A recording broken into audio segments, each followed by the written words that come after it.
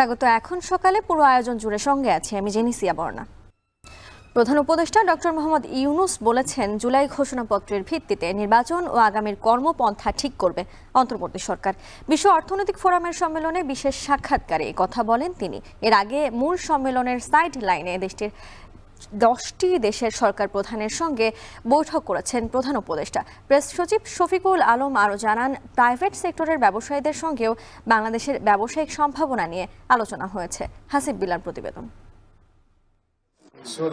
বিশ্ব অর্থনৈতিক ফোরামের বার্ষিক সম্মেলনের তৃতীয় দিন সুইজারল্যান্ডের দোভাসে সাইডলাইনে বেশ কয়েকটি বৈঠকে অংশ নেন প্রধান উপদেষ্টা ডক্টর মোহাম্মদ ইউনূস। গণ অভ্যুত্থানে সংঘটিত অপরাধ তদন্ত করার জন্য জাতিসংঘের মানবাধিকার বিষয়ক হাইকমিশনার ভলকার টুর্ককে ধন্যবাদ জানান প্রধান উপদেষ্টা। টুর্ক বলেন, জেনেভায় জাতিসংঘের মানবাধিকার কমিশন অফিস থেকে জুলাই আগস্ট গণ অভ্যুত্থানে নৃশংসতার উপর তথ্য অনুসন্ধান প্রতিবেদন প্রকাশ করা হবে আগামী মাসেই। পরে মেটার গ্লোবাল অ্যাফেয়ার্সের প্রেসিডেন্ট স্যার নিক ক্লেগের সাথে বৈঠক করেন প্রধান উপদেষ্টা। এ সময় তিনি বলেন, শেখ হাসিনা ও তার সঙ্গে যুক্ত অলিগার্ক ও রাজনীতিবিদরা 15 বছরে বাংলাদেশ থেকে হাজার হাজার কোটি ডলার পাচার করেছে। তারা এখন বাংলাদেশ সম্পর্কে মিথ্যা তথ্য ছড়াতে ফেসবুককে ব্যবহার করছে। তাই বাংলাদেশে ফেসবুকে ভুয়া তথ্য মোকাবেলায় মেটাকে পদক্ষেপ নেওয়ার আহ্বান জানান প্রধান উপদেষ্টা। এদিকে ইউএই ভিত্তিক গ্লোবাল লজিস্টিক্স সরবরাহকারী ডিপি ওয়ার্ল্ডের গ্রুপ চেয়ারম্যান এবং প্রধান নির্বাহী কর্মকর্তা সুলতান আহমেদ বিন সুলাইমের সাথেও বৈঠক করেন ডক্টর মোহাম্মদ ইউনূস। বৈঠকে বঙ্গোপসাগরের উপকূলে নতুন বন্দর নির্মাণে সহায়তা করার পাশাপাশি বাংলাদেশের শিপিং শিল্পে বড় বিনিয়োগ করতে তাদের আগ্রহ প্রকাশ করে প্রতিষ্ঠানটি। এদিকে বিশ্বব্যাংকের ব্যবস্থাপনা পরিচালক আনা বর্জার্ডের সঙ্গে প্রধান উপদেষ্টার বৈঠকে জুলাই অভ্যুত্থান, সংস্কার উদ্যোগ এবং দেশের অর্থনীতি নিয়ে আলাপ হয়। এ সময় বিশ্বব্যাংকের ব্যবস্থাপনা পরিচালক বলেন, বছরের দ্বিতীয়ার্ধে বাংলাদেশকে সহায়তা দিতে চায় বিশ্বব্যাংক। বিশ্ব অর্থনৈতিক ফোরামের বৈঠকে বিশেষ সাক্ষাৎকারে অংশ নিয়ে ডক্টর মোহাম্মদ ইউনূস বলেন, গণ অভ্যুত্থানে কারো কোনো পরিকল্পনা ছিল না। এ সময় আগামীর নির্বাচন ইস্যুতেও কথা বলেন তিনি। July Charter, that we agreed on this. So on that basis of July Charter, we start taking action, including the election. What kind of election? Because unless we know what kind of election people want, we can't go into election. So we are waiting to hold the election. Now that the election report is coming up. We have targeted end of this year, the election to take place, if we go in a short reform agenda, quick reform agenda. If people say, no, we need a longer list of agenda reform, then we need another 6 months. এক সাক্ষাৎকারে প্রধান উপদেষ্টার press সচিব বলেন, প্রধান উপদেষ্টা বিশ্বের শীর্ষ ব্যবসায়ীদের জানিয়েছেন, বাংলাদেশে ব্যবসার পরিবেশ তৈরি হয়েছে এবং ব্যবসার শর্ত সহজ করা হয়েছে। বাংলাদেশ এখন নাও রেডি ফর বিজনেসের সেই ক্লাইমেটটা তৈরি হয়েছে। বিজনেস করার যে কন্ডিশনগুলো সেগুলো যতটা সহজ করা যায় সেগুলো সহজ করা হচ্ছে। চিটাং পোর্টের সক্ষমতা বাড়ানো হয়েছে এবং প্রফেসর ইউনূস বারবার বিভিন্ন দেশের উনি ইউএসএ, জার্মান, টার্কিশ, চাইনিজ এদের ইনভেস্টরকে ইনভাইট করছেন বাংলাদেশে এসে ইনভেস্ট করার জন্য। বিশ্ব অর্থনৈতিক ফোরামের বার্ষিক সম্মেলনের পাশাপাশি সাইডলাইনে 40টি কর্মসূচি শেষে আগামী 25 ফেব্রুয়ারি দেশে ফেরার কথা রয়েছে প্রধান উপদেষ্টার। হাসিব বিল্লাহ, এখন, ঢাকা। প্রধান উপদেষ্টা ডক্টর মোহাম্মদ ইউনূস আরও বলেছেন, ক্ষমতাচ্যুত শেখ হাসিনা সরকারের উচ্চ প্রবৃদ্ধির দাবি ছিল জালিয়াতি। বার্তা সংস্থা রয়টার্সকে দেওয়া বিশেষ সাক্ষাৎকারে তিনি বলেছেন, এই উচ্চ প্রবৃদ্ধি নিয়ে প্রশ্ন না তোলার জন্য আন্তর্জাতিক সম্প্রদায়কে দায়ী করেছেন তিনি। সাক্ষাৎকারে ডক্টর মোহাম্মদ ইউনূস আরও বলেন, শেখ হাসিনা দাভোসে সবাইকে বলেছিলেন কিভাবে একটি দেশ চালাতে হয়, কিন্তু কেউই সেটি নিয়ে প্রশ্ন তোলেননি। এটি মোটেও ভালো বিশ্ব ব্যবস্থা নয়, এজন্য পুরো বিশ্বই দায়ী। এ সময় অন্তর্ভুক্তিমূলক প্রবৃদ্ধির গুরুত্ব ও সম্পদের বৈষম্য কমানোর প্রয়োজনীয়তার উপর জোর দেন ডক্টর মোহাম্মদ ইউনূস।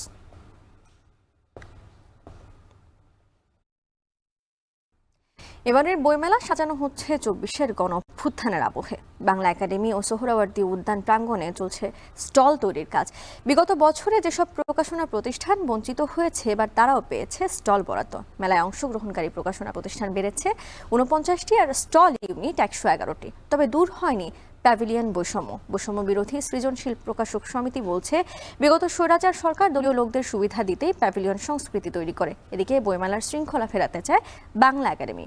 ফরহাদ বিন নূরের প্রতিবেদন।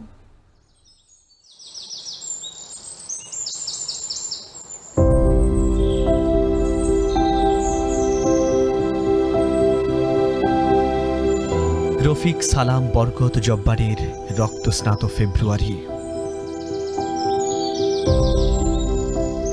আর সেই রক্তের উপর দাঁড়িয়ে আমাদের মায়ের ভাষা। ভাষা শহীদদের স্মরণে 52 বীরত্ব গাথায় অমর 21 গ্রন্থমেলা।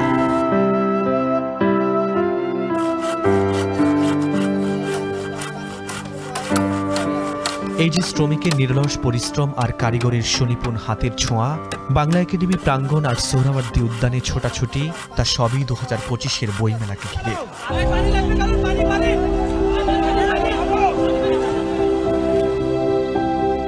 শহীদ আবু সাঈদ, মীর মুগ্ধ ও ওয়াসিম সহ হাজারো প্রাণের বিনিময়ে এক শোষণমুক্ত বাংলাদেশে প্রাণের মেলার আয়োজন। তাই তো এবারের প্রতিপাদ্য জুলাই গণ অভ্যুত্থান, নতুন বাংলাদেশ বিনির্মাণ।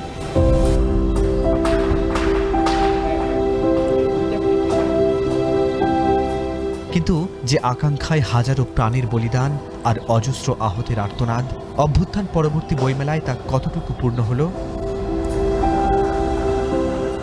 বিগত সময়ে যেসব প্রকাশনা প্রতিষ্ঠান বাংলা একাডেমির সব শর্ত পূরণ করার পরও বৈষম্যের শিকার হয়ে বঞ্চিত ছিল, এবার তারা বইমেলায় অংশ নেওয়ার সুযোগ পাচ্ছে। বাংলা একাডেমির তথ্য বলছে, এবার বইমেলায় অংশগ্রহণকারী প্রকাশনা প্রতিষ্ঠান বেড়েছে 49টি আর স্টল ইউনিট 111টি, যেখানে মোট প্রতিষ্ঠান 691টি এবং মোট ইউনিট 1057টি। বছরের পর বছর কেবলমাত্র ভিন্ন চিন্তার অজুহাতে কোনো ধরনের ব্যাখ্যা না দিয়ে বারবার স্টল বরাদ্দ দেওয়া হয় নাই, একবারের জন্য স্টল বরাদ্দ দেওয়া হয় নাই। অথচ অনেক মানুষ অনেক স্টল বরাদ্দ পেয়েছে, যাদের শুধুমাত্র দলীয় লেজুর বৃত্তি এবং চিন্তাগত ঐক্যের কারণে। সবাই অংশ নেওয়ার সুযোগ পেলেও দূর হয়নি প্যাভিলিয়ন বৈষম্য। এবারও 35টি প্যাভিলিয়ন ছড়িয়ে ছিটিয়ে থাকবে মেলার মূল অংশে। বৈষম্য বিরোধী সৃজনশীল প্রকাশক সমিতি বলছে, বিশ্বের কোনো বইমেলায় প্যাভিলিয়ন সংস্কৃতি না থাকলেও গত এক দশকে তৎকালীন ক্ষমতাসীন দলের মদতপুষ্ট সুবিধাভোগী প্রকাশকদের প্যাভিলিয়ন বরাদ্দ দিত Bangla academy. 1 unit, 2 unit, 3 unit বা 4 ইউনিট স্টলগুলি থাকছে, যেভাবে হঠাৎ করে মধ্যখানে একটা বড় প্যাভিলিয়ন, স্বাভাবিকভাবেই কিন্তু এটা একটি দৃষ্টিকটু ব্যাপার। এদিকে এবার কাগজ ও কালির দাম গতবারের মতোই থাকায় বইয়ের দাম বাড়ার সুযোগ নেই বলে জানান প্রকাশকরা। ওর মধ্যেই থাকবে, এক্সট্রা কোনো দাম হচ্ছে তো যুক্ত হওয়ার কোনো যুক্তিসঙ্গত কারণ নেই। প্রতিষ্ঠান এবং স্টলের দিক দিয়ে এ যাবৎকালের সবচেয়ে বড় বইমেলা হতে যাচ্ছে এবার বলে দাবি বাংলা একাডেমির। এগুলো বিবেচনায় ছিল এবং সেখানে কিছু অভিযোগও ছিল, কিন্তু আমাদের বইমেলার পরিচালনা কমিটি সমস্ত অভিযোগগুলোকে নিষ্পত্তি করার চেষ্টা করেছেন। যতজন আবেদন করেছে ততজনকে আমরা পারিনি, কিন্তু কমিটির সিদ্ধান্তের ভিত্তিতে যথাসম্ভব বেশি পরিমাণ প্রকাশককে আমরা এবার বইমেলায় নেয়ার চেষ্টা করেছি। জুলাই গণ অভ্যুত্থানের আবহে সাজানো হচ্ছে এবারের বইমেলা। গতবার যেখানে নানান বিশৃঙ্খলার অভিযোগ ছিল, এবার সেখানে শৃঙ্খলা ফেরাতে চায় বাংলা একাডেমি। সব মিলিয়ে পাঠক প্রকাশকের সত্যিকারের প্রাণের মেলায় পরিণত হোক এবারের বইমেলা, প্রত্যাশা সেটি। ফরহাদ বিন নূর, এখন, ঢাকা। খেজুর গুড়ের ঘ্রাণ আর ঘনত্ব বলে দেয় এখন কি মাস। হাড়ি ভর্তি রস আর গাছিদের ব্যস্ততায় জানান দেয় মধ্য মাখে প্রকৃতি। এ সময় মৌসুমি ব্যবসায়ীদের ব্যবসাও থাকে তুঙ্গে। বড় ব্যবসায়ীদের লক্ষ্য থাকে কোটি টাকার উপরে ব্যবসা করার। চুয়াডাঙ্গা ঘুরে আরও জানাবেন সহকর্মী সিফাত শাহরিয়ার, ক্যামেরায় ছিলেন আহাদ আহমেদ।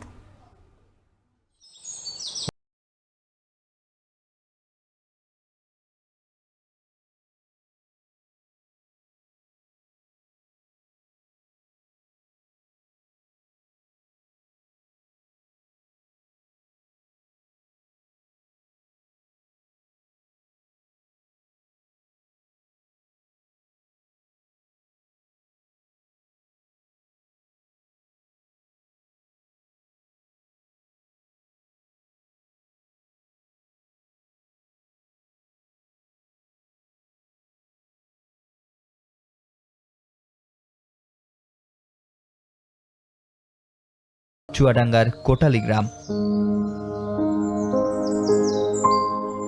আমাদের যাত্রা বিরতি 70 বছর বয়সী আমচুর আলীর বাড়ির প্রাঙ্গণে। 2 ছেলেকে নিয়ে তখন খেজুর রস থেকে গুড় তৈরিতে ব্যস্ত তিনি। 3 দশক ধরে এই কাজে যুক্ত তার পরিবার। আমাদের বংশ এই গাছ কেউ কাটিনি, আমি পয়লা এই 30 বছর কেটে এই গাছপালা ধরে কেটে এখন এই কোটি কমে এই খাচ্ছে এই কম ব্যাপারে ভেজাল ঢুকে। ভালো গুড় সঠিক গুড় দিলে পারে গুড় আর বেচা কেনা নেই, আর চিনি দিলে পারে গুড় বেচা কেনা, গুড় পরিষ্কার। শীতের তীব্রতার সাথে বাড়ে তাদের ব্যস্ততাও। জানান গুড়ের মান তাপমাত্রার সমানুপাতিক। অগ্রহায়ণ থেকে রস সংগ্রহ শুরু হলেও পৌষ মাঘে যৌবনে পা দেয় খেজুর গাছ। এই 2 মাসে গুড়ের উৎপাদন হয় সর্বোচ্চ, আয়ও বাড়ে কয়েক গুণ। 10-12 বছর বয়সে আমি স্কুলে লেখাপড়া করি না, আমার আব্বার পেছনে আমি ঘুরি এই গাছ কাটি। এখন আমার আব্বা পারে না গাছ কাটি, এখন আমরা এই গাছটা কাটা শিখেছি, আমরা কাটি এই গাছটা। যদি শীত ভালো পড়ে তাহলে সেই গুড়ের খুব সেন্ট করবে, তাহলে যদি গরম হয় তাহলে সেন্ট হবে না। আর ভোরবেলা গাছটা খুলে ফেলতে হবে, যদি গাছ খোলা তাহলে রোদির তাপমাত্রা বেড়ে যায়, তাহলে সেদিনকার গুড় আর ভালো হবে না। মাঘ মাস আর পুষ মাস আমাদের কেটে এই মৌসুমটা খুব ভালো হয়। এই মৌসুমে গাছ কাটাও ভালো, গুড় রসের দামও আমরা ভালো পাই। 25টা গাছ কাটিছি, 25টা ভাট দিয়ে, 25টাই সাইডে রস হয়েছে। সতর্ক থাকি যাতে পাখি টাকি না বসে, ঝাপ টাপ দিয়ে এইভাবে রাখা হয়, রেখে ওইভাবে কাটা হয়। গুড় তৈরির পর সংরক্ষণের দায়িত্বে থাকে ঘরের বোঝিরা। মানের উপর সংরক্ষণের সময়সীমা। আগে শহরতলির হাট কিংবা পড়শি গ্রামে বিক্রি হলেও নতুন মাত্রা যোগ করেছে অনলাইন। এই কুড়ে ঘর থেকে অট্টালিকায় পৌঁছায় খেজুরের ঘ্রাণ। এই মৌসুমে 2 কোটি টাকা ব্যবসার আশা বড় ব্যবসায়ীদের। সরাসরি গাছের কাছ থেকে আমরা গুড়টা কালেক্ট করি এবং নিজেই প্রসেসিং করি, যার কারণে আমরা 100% বিশুদ্ধতা নিশ্চয়তা দিতে পারি।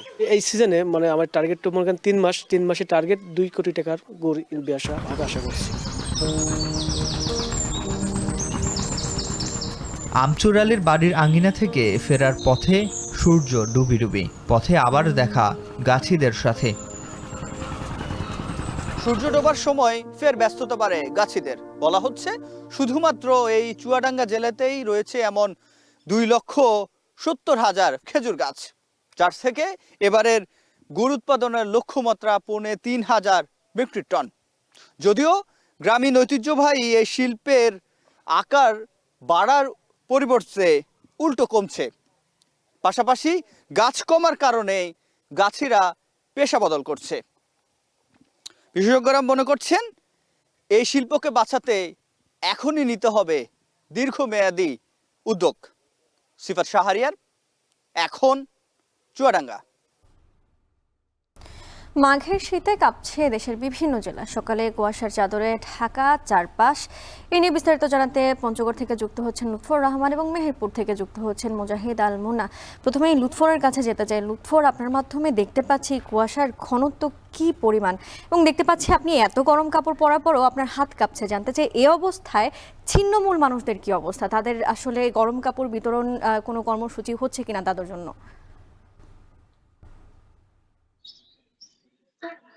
বর্ণা, তাপমাত্রা কিন্তু আবার কমে আসছে প্রান্তিক জেলা পঞ্চগড়ে, এবং গতকাল পঞ্চগড়ের যে সর্বনিম্ন তাপমাত্রা যেটি রেকর্ড করা হয়েছিল 12 ডিগ্রি সেলসিয়াস, আজ সকালে কিন্তু তাপমাত্রা কমে দাঁড়িয়েছে 10.2 ডিগ্রি সেলসিয়াস। গতকালের তুলনায় কিন্তু তাপমাত্রা কিছুটা কমেছে, এবং এর পাশাপাশি যে শীতের তীব্রতা সেটি কিন্তু অনেকটাই বেড়েছে। গুড়ি গুড়ি বৃষ্টির মতো কুয়াশা ঝরছে। কুয়াশা কখনো বেশি কখনো কম হচ্ছে, তবে উত্তরে যে ঠান্ডা বাতাস সেটি কিন্তু 10 থেকে 12 কিলোমিটার গতিতে এই জনপদের উপর দিয়ে বয়ে যাচ্ছে, এবং মাঠের যে শীত, কনকনে ঠান্ডা এবং হাড় কাঁপা শীত অনুভূত হচ্ছে প্রান্তিকের জেলায়। এবং বিশেষ করে গত 2 দিনে কিন্তু প্রান্তিকের জেলায় মানুষ কিন্তু সূর্যের মুখ দেখতে পায়নি, এবং প্রয়োজন ছাড়া কিন্তু মানুষজন ঘর থেকে বের হচ্ছে না, এবং শ্রমজীবী মানুষের যে দুর্ভোগের চিত্র সেটি কিন্তু আরো করুন।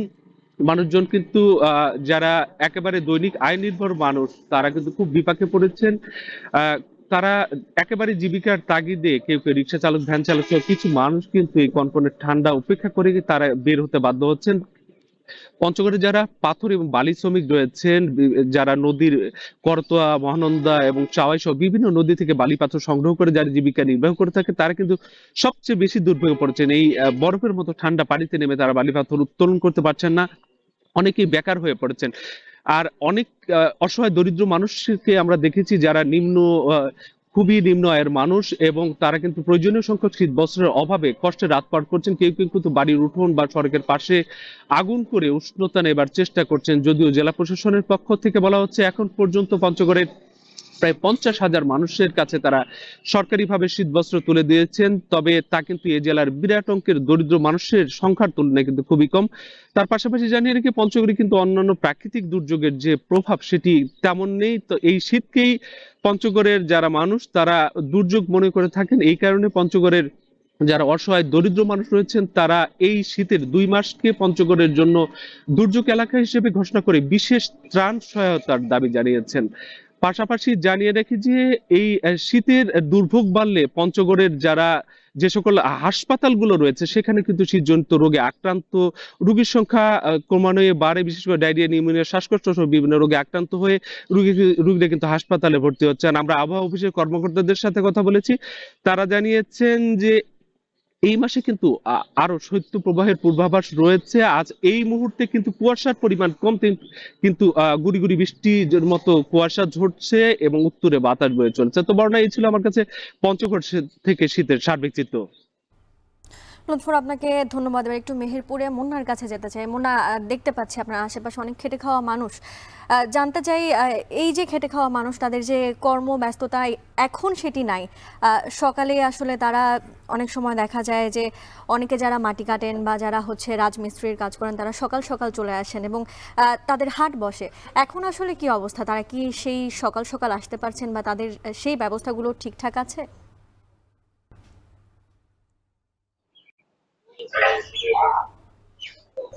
বন্যা, মেহেরপুর কিন্তু প্রচন্ড শীতের জেলা হিসেবে পরিচিত এবং এই যে পৌষ এবং মাঘ এই 2 মাস জুড়েই কিন্তু মেহেরপুরে শীতের প্রচন্ড দাপট থাকে, যার ফলে শুধু শ্রমজীবী না, মেহেরপুরের সর্বস্তরের জনগণই কিন্তু বিভিন্ন ধরনের দুর্ভোগের মধ্যে দিয়ে যায়। বিশেষ করে যারা শ্রমজীবী এরা কিন্তু ঠিক মতো কাজ করতে পারে না। আমি দাঁড়িয়ে আছি মেহেরপুর হোটেল বাজার মোড়ে, এইটাকে কিন্তু মেহেরপুরের শ্রমিকদের হাট বলা হয় এবং 12 মাসই কিন্তু এই হাটে ভোর 5টা থেকে শুরু করে 7টা 8টা পর্যন্ত শ্রম বেচা কিনা হয়। এটা আমরা কিন্তু বছরের পর বছর ধরে দেখে আসছি। কিন্তু এই যে শীত এলে শ্রমিকদের সংখ্যা কিন্তু অনেকটাই কমে যায়, কারণ অতিরিক্ত শীতের কারণে দূর দূরান্ত থেকে কিন্তু অনেকেই ঠিক মতো এখানে আসতে পারে না, কারণ এর পাশাপাশি যেদিন আপনার ঘন কুয়াশা থাকে সেই দিন কিন্তু আরোই বেশি বিপাকে পড়ে যায়। আমি যদি আজকের কথা বলি, আজ মেহেরপুরে সকাল 6টার সময় সর্বনিম্ন তাপমাত্রা রেকর্ড করা হয়েছে 12.7 ডিগ্রি সেলসিয়াস, যেটি গতকালকে চাইতেও কিন্তু কিছুটা কম, যার ফলে মানুষ কিন্তু এক ধরনের বিপাকের মধ্যে পড়ে গেছে। আমি এখানকার কয়েকজন শ্রমিকের সাথে কথা বলেছি, তারা আমাকে জানিয়েছেন যেহেতু অতিরিক্ত শীতের কারণে যারা কাজ দিবে এরা কিন্তু আসছে না, শীতে অনেকেই ঘুম থেকে ওঠে না, যার ফলে তারা কিন্তু কাজ নিয়ে এক ধরনের শঙ্কায় থাকে। অনেকেই ভোর 5টা থেকে এসে 7টা 8টা 8:30 পর্যন্ত আসার পরেও কিন্তু কাজ পায় না, তাই বাধ্য হয়ে খালি হাতে বাড়ি ফিরে যেতে হয়। বর্ণা, এই ছিল আমার কাছে শীতে শ্রমজীবীদের সর্বশেষ পরিস্থিতি। মেহেরপুর থেকে যুক্ত ছিলেন সহকর্মী মুন্না। হিমালয় কন্যা নেপালের নৈসর্গিক সৌন্দর্য উপভোগ করতে প্রতি বছর দেশটিতে ভিড় জমান লাখ লাখ ভ্রমণ পিপাসু।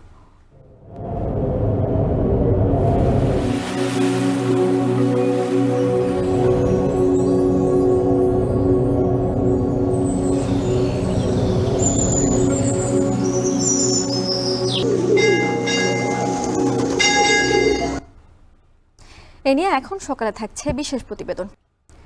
নওগাঁর তুলসীগঙ্গা নদী একসময় ছিল এলাকার কৃষি, মৎস্য এবং ব্যবসা বাণিজ্যের প্রাণ, কিন্তু দখল আর দূষণে এই নদী আজ মৃতপ্রায়। ছোট এই যমুনা নদীর অস্তিত্ব টিকে আছে কোনোভাবে। নদীর স্বাভাবিক প্রবাহ ফিরিয়ে আনতে কার্যকর উদ্যোগ নেওয়ার দাবি স্থানীয়দের। আব্বাস আলী প্রতিবেদন। তুলসীগঙ্গা নদী, যে নদীর খরস্রোতা পানির ধারা একসময় আশেপাশের জমিকে করত উর্বর, জেলেদের জীবিকা নির্বাহ করত সহজ, আজ সেই নদী হারিয়েছে তার রূপ। নওগাঁ সদর উপজেলার তিলকপুর ইউনিয়ন থেকে রানীনগর উপজেলার ত্রিমোহনী পর্যন্ত প্রায় 18 কিলোমিটার দীর্ঘ এই নদী দখল আর দূষণে এখন মৃতপ্রায়। জয়পুরহাটের কালাই উপজেলা থেকে সৃষ্টি হয়ে তুলসীগঙ্গা নদী নওগাঁর সীমানায় প্রবেশ করেছে। এ নদীর পানিতে সচ্ছল ছিল এলাকার গ্রামীণ জীবন। জেলার ব্যবসায়ীরা নৌকায় ধান ও পাট সহ বিভিন্ন কৃষিপণ্য নিয়ে ব্যবসা করত হাট বাজারে। গত 3 বছর আগে নদীটি খনন করা হলেও আসছে না কোনো কাজে, জমছে কচুরিপানার স্তূপ। 70-এর দশকে চিটকিতলায় স্থায়ী বাঁধ নির্মাণের পরই নদীর স্বাভাবিক প্রবাহ বন্ধ হয়ে যায়। বর্ষা মৌসুমে নদীতে পানি থাকলেও শুষ্ক মৌসুমে তা নিস্তেজ।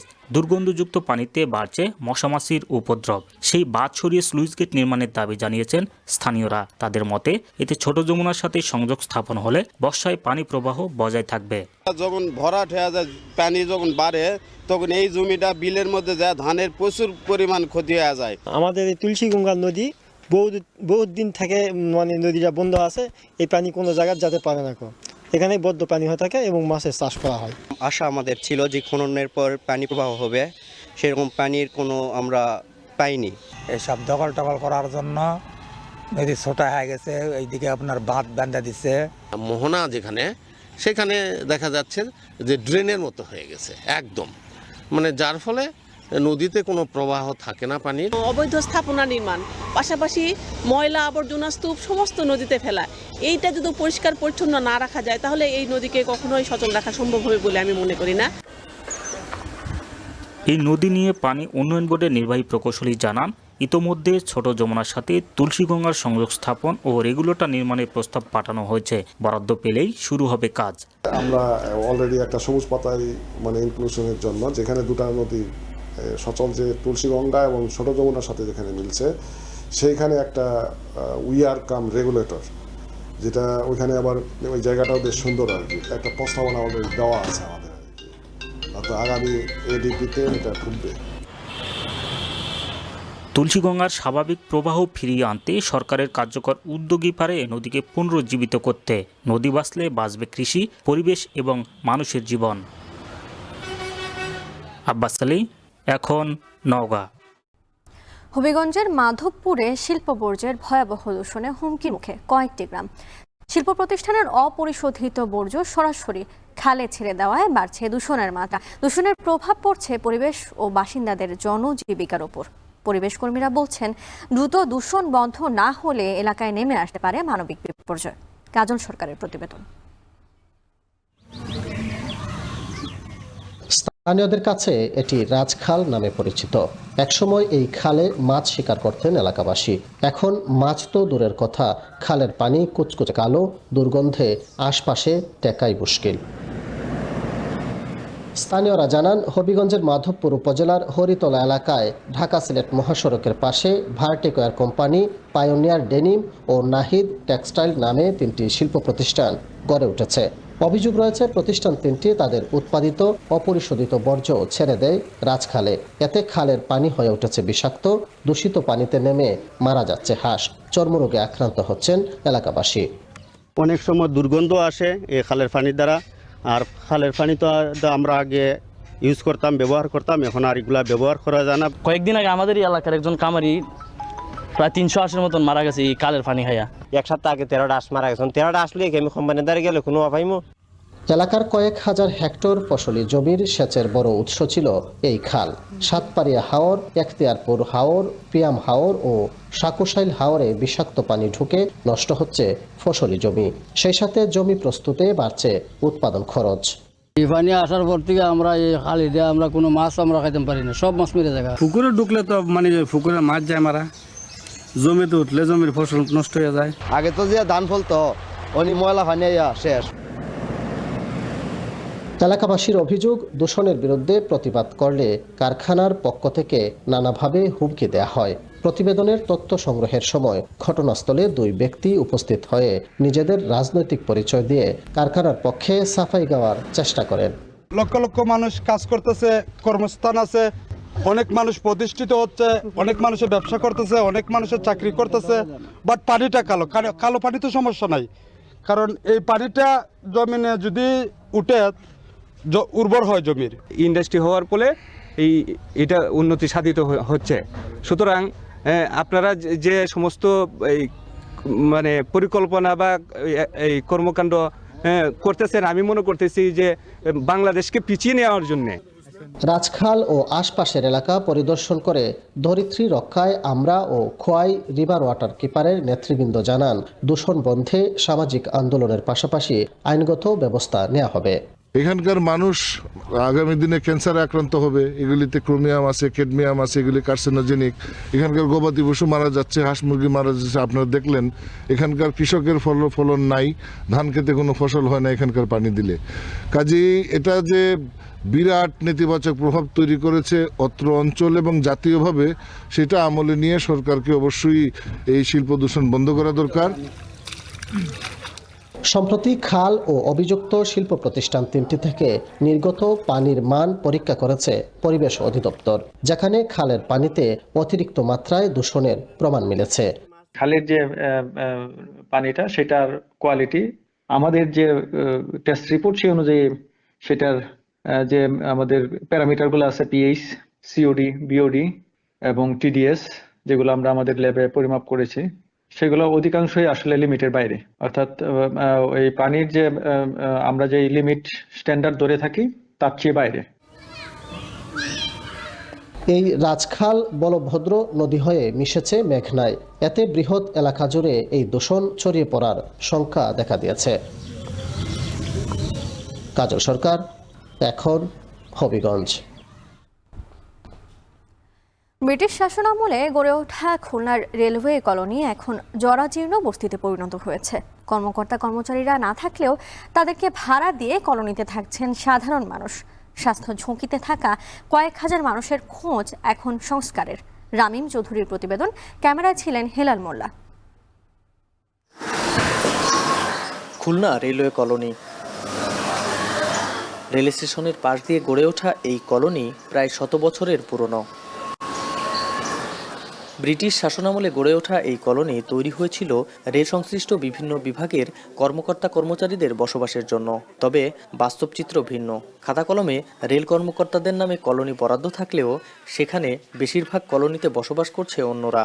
অগ্রিম 20 থেকে 30,000 টাকা দিয়ে রেল কর্মকর্তাদের কাছ থেকে এসব কলোনি ভাড়া নেন তারা। প্রতি মাসে দেন 2 থেকে 5,000 টাকা। আগে স্টাফরা থাকতো, এখন স্টাফরা এগুলো ভাড়া দিয়ে অন্য সাইডে তারা থাকে। এই না পাবলিক থাকতে দেয়, এখন এই যে আমিও ভাড়া দিই, ওলি ভাড়া দেয়, সবাই ভাড়া। এগুলো ভাই যে কোয়ার্টার পায়, রেলে চাকরি করে, ওনরা যে নিজেকে বাড়ি আছে ওনরা ভাড়া দিয়ে দেয়। তখন আমরা গরিব মানুষ ঘর উঠে থাকি, তাদের কিছুটা জায়গার ভাড়া দিই। খুলনা রেলওয়ে কলোনির লাল ভবনগুলো ঢেকে গেছে ছোট ছোট টিনের ঘরে। ভবনগুলো ঘিরে গড়ে উঠেছে শত শত অস্থায়ী ঘর, যেখানে গাদাগাদি করে বসবাস করছেন কয়েক হাজার পরিবার। যেখানে ঢুকলেই চোখে পড়বে ময়লার ভাগাড়। অস্বাস্থ্যকর পরিবেশে বসবাস করছেন প্রায় 10,000-এরও বেশি মানুষ। খুলনার 100 বছরের পুরনো রেলওয়ে কলোনি এখন পরিণত হয়েছে বস্তিতে। এখানকার হাজারো মানুষ বসবাস করছে এরকম ড্রেনের ময়লা পানির সাথে।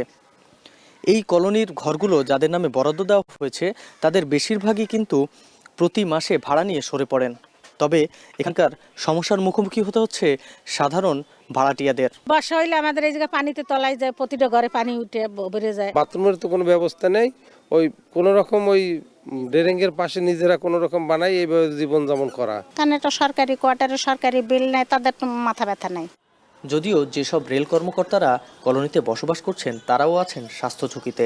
এছাড়াও এখানে না থাকার পেছনে সবথেকে বড় কারণ হিসাবে দায়ী করা হচ্ছে নোংরা পরিবেশকে। কলোনি বলতে তো পরিবেশ একটু এলোমেলো থাকেই, সেই ক্ষেত্রে হয়তো বা মানুষ কলোনিতে থাকতে চায় না। বর্ষাকালে অল্প বর্ষাতেই পানি উঠে যায়, সবাই চিন্তা করে যে একটা ভালো পরিবেশে থাকতে, এখানে থাকার মতো আসলে পরিবেশ নেই। খুলনা রেলওয়ে কলোনির বরাদ্দ ও দেখভালের দায়িত্ব রয়েছে ঊর্ধ্বতন উপসহকারী প্রকৌশলী অফিসের। তাদের দেওয়া তথ্য মতে এখানে 505টি কোয়ার্টারের মধ্যে অবৈধ দখলে রয়েছে 78টি আর খালি পড়ে আছে 17টি। যদিও ক্যামেরার সামনে কথা বলতে রাজি হয়নি সংশ্লিষ্ট কোনো কর্মকর্তা। রামিম চৌধুরী, এখন খুলনা। হিমালয় কন্যা নেপাল। দেশটিতে শুভ্র তুষারে মরা হিমালয় পর্বতমালার নৈসর্গিক সৌন্দর্য দেখতে প্রতি বছর ভিড় করেন লাখ লাখ দেশি বিদেশি পর্যটক। গগনচুম্বী পাহাড় আর আঁকাবাঁকা রাস্তায় ঘেরা মন্দিরের শহরখ্যাত রাজধানী কাঠমান্ডুর বিমোহিত রূপ মুগ্ধ করবে যে কাউকে। মায়াবী এই শহরের প্রেমে পড়েননি এমন মানুষ খুঁজে পাওয়া কঠিন। শহরটির পরতে পরতে কেবলই মুগ্ধতা আর সরলতার ছাপ, যেখানে এক সুতোয় গাঁথা দুটি ধর্ম, সনাতন ও বৌদ্ধ। নেপাল ঘুরে এসে আরও জানাচ্ছেন অন্যয় কর্মকার।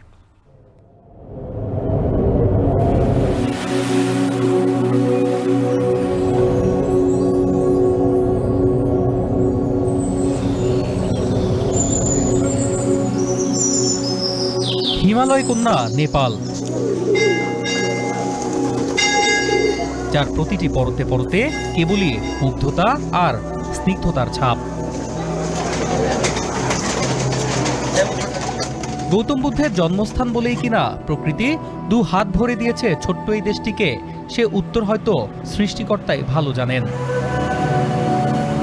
মন্দিরের শহর খ্যাত রাজধানী কাঠমান্ডু নামতেই যেন এই তকমার সার্থকতা খুঁজে পেলাম।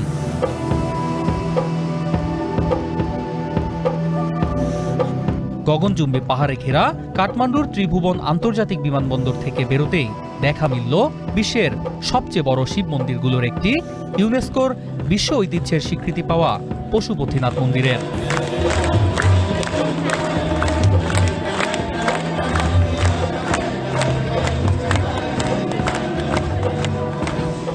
$246 হেক্টর জায়গার উপর নির্মিত পশুপতিনাথে রয়েছে ছোট বড় 5 শতাধিক মন্দির। কাঠমান্ডুর যে বিষয়টি আমাকে সবচেয়ে বেশি মুগ্ধ করেছে তা হলো এখানকার ধর্মীয় সম্প্রীতি। এক সুতোয় গাঁথা দুটি ধর্ম, হিন্দু ও বৌদ্ধ। শহরের অলিগলি যেদিকেই চোখ যায় দেখা মিলবে অসংখ্য ছোট বড় প্রাচীন মন্দির ও প্যাগোডা। গোটা রাজধানী যেন হিন্দু ও বৌদ্ধ ধর্মের সম্প্রীতির অনন্য এক মেলবন্ধনের প্রতীক।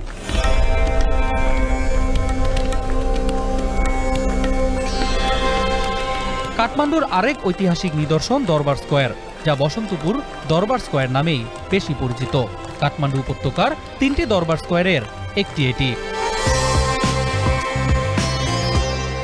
শহরের প্রাণকেন্দ্রে অবস্থিত এই দরবার স্কয়ারে মল্ল রাজা ও শাহ রাজাদের কীর্তিগাথা ও রাজবাড়ির স্থাপত্য শৈলী যেন প্রাচীন কাঠমান্ডুরই আরেক প্রতিচ্ছবি। বিশেষ করে এক একটি কাঠের কারুকাজ যেন নেপালি ইতিহাস ও ঐতিহ্যের সাক্ষী বহন করে চলেছে যুগ যুগ ধরে। দরবার স্কয়ারের মূল আকর্ষণ হনুমান ধোকা, অর্থাৎ রাজাদের পুরনো বাসভবন।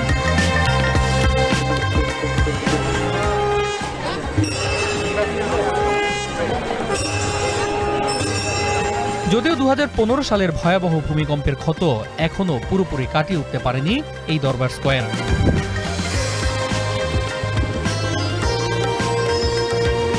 মায়াবী জাদুর এই শহরের আরেক মায়ার নাম থামেল। মূলত রাজধানীর প্রাণকেন্দ্রে অবস্থিত ছোট্ট এই এলাকাটি জনপ্রিয় ট্যুরিস্ট হাব। কাঠমান্ডু এসেছেন কিন্তু থামেলের মায়ায় পড়েননি এমন পর্যটক খুঁজে পাওয়া ভার। সরু রাস্তার দুপাশে শত শত হোটেল, রেস্টুরেন্ট আর সুভেনির শপ যেন কাঠমান্ডু তথা গোটা নেপালেরই অন্যতম এক পরিচায়ক। রাতের থামেল যেন আরো জাগ্রত।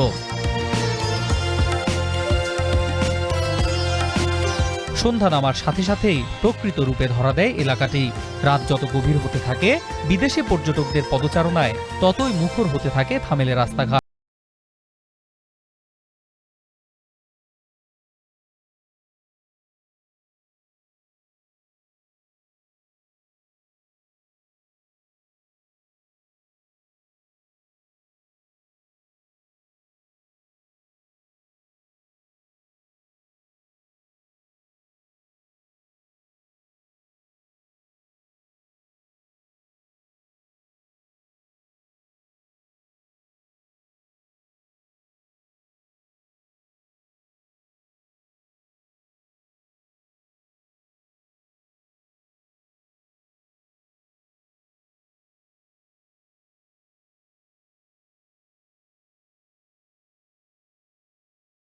ফুট ওপরে অবস্থিত এই নাগরকোটে দেখা মিলবে গোটা হিমালয় পর্বতমালার প্যানোরামিক ভিউ।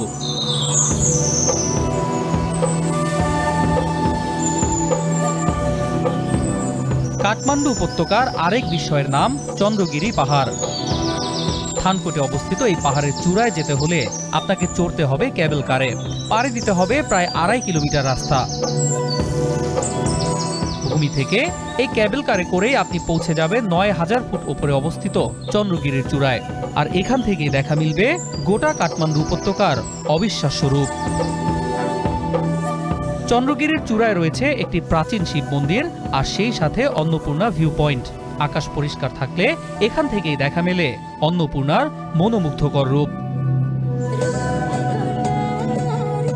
চন্দ্রগিরির নান্দনিক রূপ যেন মুহূর্তেই আপনাকে নিয়ে যাবে অনন্য এক জগতে। যেখানে জীবন বিনম্র, ধীর স্থির, জীবনধারা সাবলীল, যেন সত্যি এক স্বর্গীয় অনুভূতি। অন্যয় কর্মকার, এখন, কাঠমান্ডু, নেপাল। সুইমিং ফেডারেশনের বর্তমান কমিটির মেয়াদ আছে মাত্র 3 দিন। এর মধ্যে নতুন কমিটির নাম ঘোষণা না করলে নিষেধাজ্ঞা দিতে পারে বিশ্ব অ্যাকোয়াটিক্স। এমন পরিস্থিতিতে অনেকটাই নীরব ভূমিকায় দেশের ক্রীড়াঙ্গনের অভিভাবক সংস্থা এনএসসি। দেশে পট পরিবর্তনের পর গঠিত সার্চ কমিটি কয়েকটি ফেডারেশনের অ্যাডহক কমিটি দিলেও দেওয়া হয়নি সুইমিংয়ের। ফলে শঙ্কায় সাঁতারু ও সংগঠকরা। শরীফ রোশনের প্রতিবেদন।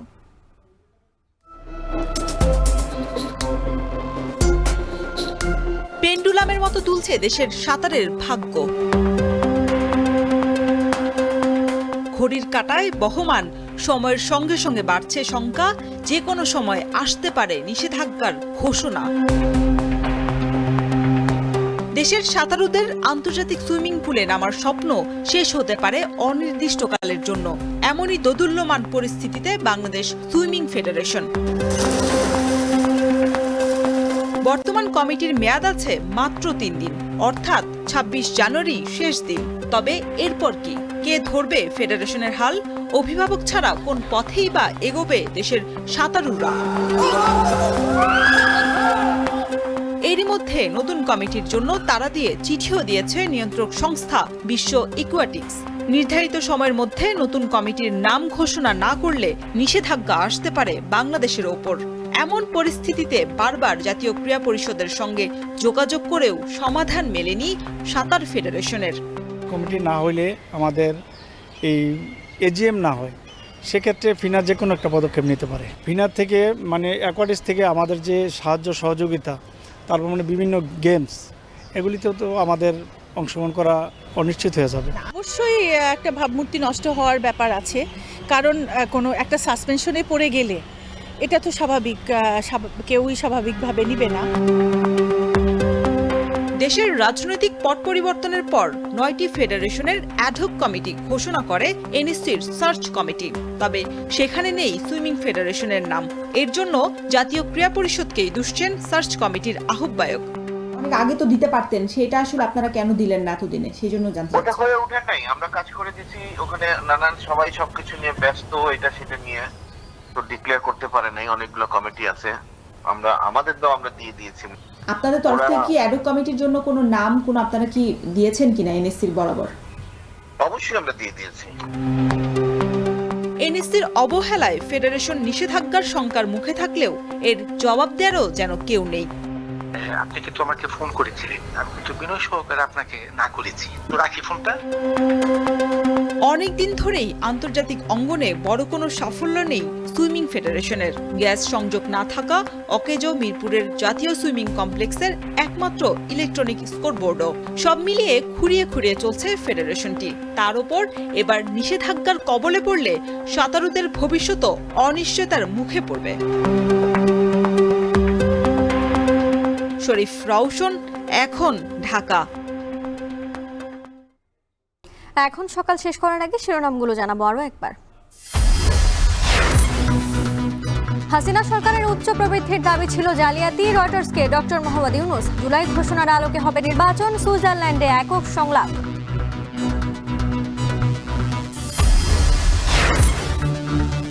গণ অভ্যুত্থানের আবহে সাজছে বই মেলা, স্টল বরাদ্দ পেল বঞ্চিতরা, প্যাভিলিয়ন নিয়ে বৈষম্যের অভিযোগ।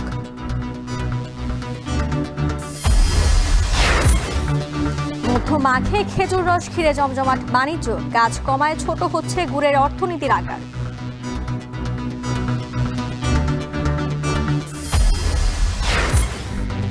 এবং মেয়াদ শেষের 3 দিন আগেও কমিটি নিয়ে নীরব সুইমিং ফেডারেশন, আন্তর্জাতিক নিষেধাজ্ঞার শঙ্কা সাঁতারুদের।